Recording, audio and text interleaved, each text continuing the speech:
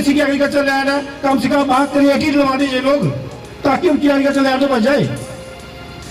कुछ ना कुछ सर लोगों को भी बेनिफिट मिले।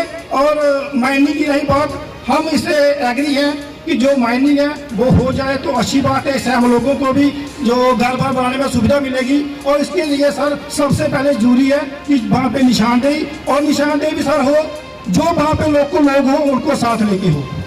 जब वहाँ पे आसपास जिनकी एग्रीकल्चर लैंड करती है उनको साथ में बुलाया जाए कि जहाँ तक ये माइनिंग होगी उसके बाद अगर कोई इसके आगे जाता है तो सर उस पर कार्रवाई होनी चाहिए। मैं ज़्यादा ना बोलते हुए यही कष्ट करता हूँ कि जो माइनिंग है वो हो एक तौर तरीके से हो जिससे जनता, एडमिनिस्ट्रेशन और कंट्रैक्टर के साथ जो है ये तालमेल बना रहे। जय हिंद। प्रावधान के लिए, इलाके की सुविधा के लिए भी कुछ स्कीमें आती हैं।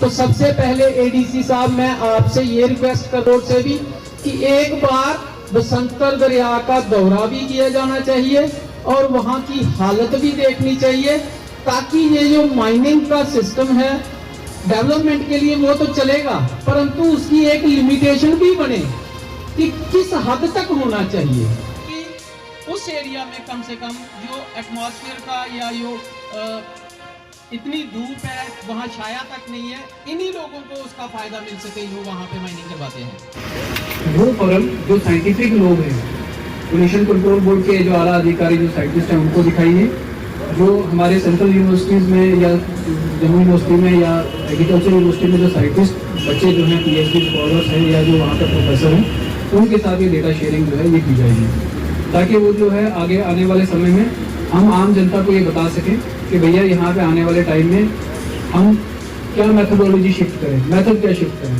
हर टाइम में एक चीज़ होती है, एक ज़माने में सर आज से पहले लोग क्या करते थे कि जी वो भी प्रेरोगेटिव जो है that is of the project proponent होता है, ठीक है।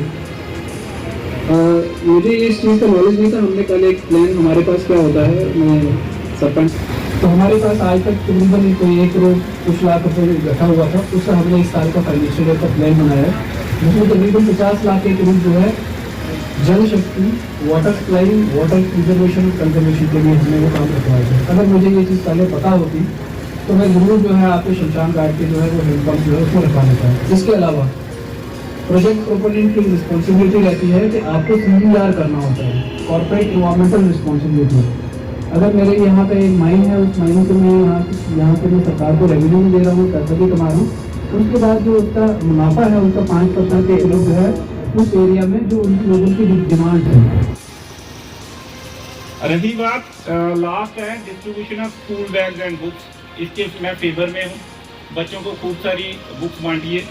आप लोगों का यार ज़्यादा टाइम ना लेता हुआ, हाँ एक चीज़ और है, ये आपका GVDP जो है ग्रीन बेल्ट डेवलपमेंट प्रोग्राम, जिस भी सोचने वाले ने, जिस भी बंदे ने बनाया उसको मेरा सैल्यूट है कि आपने पीपल, बरगद, इमली, आंवला ये बूटे यहाँ लगाने हैं। तो कहाँ लगाए हैं? अगर लगाए नहीं हैं, प्रॉबेबली नहीं अगर लगे हैं तो ये शमशान घाट के आगे पीछे लगाओ। लगाए गए हैं तो और लगा दीजिए। यहाँ वर्दी डिप्टी कमिश्नर साहब को बुलाइए, मेरे को बुलाइए, अपने DMO साहब को, सरपंचों को, BDC को, DDC को, जितने यहाँ लोग आज आए हैं ना, इन लोगों को बुलाइए। आप मुझे दिखा रहे हैं ना, आप वो किताब एक वहाँ भी लगा दीजिए, फोटोग्राफ प्रॉपर लगने चाहिए और इन पंचायत को आप इसमें डाल दीजिए। मतलब इनकी निगरानी में ये सारा काम हो, डिस्ट्रिक्ट एडमिनिस्ट्रेशन की निगरानी में ये सब काम हो, ऐसे नहीं चलते।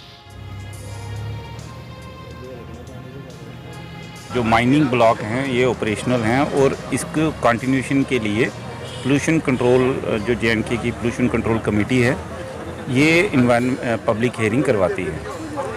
तो नेचुरली लोगों के जो यहाँ के लोकल इश्यूज़ थे, जैसे रात को माइनिंग होती है या इलीगल माइनिंग रहती है, या इनका जो कॉरपोरेट रिस्पॉन्सिबिलिटी फ़ंड है उसका प्रॉपर यूजेज नहीं है, तो इस चीज़ों को लोगों ने, इस चीज़ों को लेके लोगों ने अपने विचार रखे।